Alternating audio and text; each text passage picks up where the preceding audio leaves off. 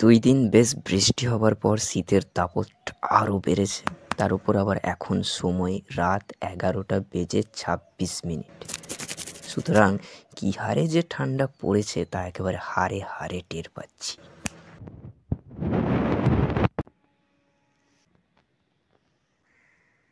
এইরকম কঠিন পরিস্থিতিতে নিশ্চয়ই কেউ শখে বাইরে বেরোবে না, বাধ্য হলে তবেই বেরোবে।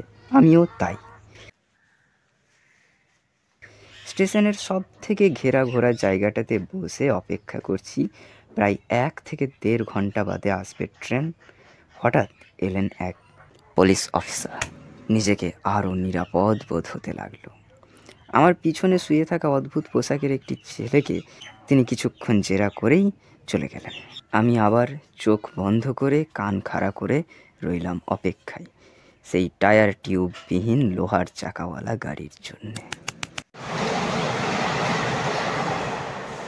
জ্যাকেট, টুপি, মাফলার, মোজা, জুতো, পকেটে হাত ইত্যাদির কারণে রাত প্রায় 1টা পর্যন্ত তেমন কিছু বোধ হয়নি।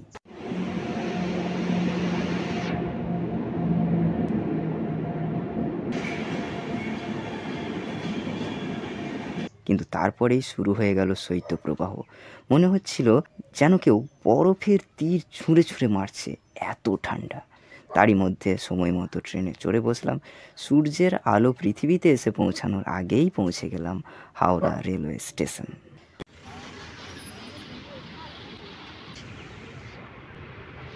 তারপর কলকাতায় সমস্ত কিছু মিটিয়ে রওনা দিলাম বাড়ির উদ্দেশ্যে নয়, আরামবাগ লোকাল ধরে সোজা Singur station for the very first time. Singur স্টেশনে নেমে এদিক ওদিক হাঁটতে লাগলাম। উদ্দেশ্য একটা রেকমেন্ডেড রেস্তোরাঁ।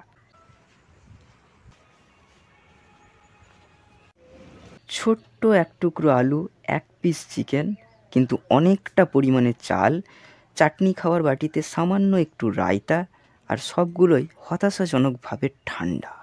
কিন্তু পয়সা ও খাবার দুটোই নষ্ট হয়ে যাবার ভয়ে ও খিদের চোটে সেগুলোকেই প্রায় একরকম গোগ্রাসে গিলে ফেললাম। দেখো, বিরিয়ানিটা সম্পর্কে আমি বেশি কিছু বলতে চাই না, স্রেফ 2টো লাইন বলতে চাই। সরি বলে দিলেই সব কিছুর মাফি হয়ে যায় না, সরি বলে দিলেই সব কিছুর মাফি হয়ে যায় না, আর দাম বাড়িয়ে দিলেই চা কখনো কফি হয়ে যায় না। বাকিটা বুঝে নাও।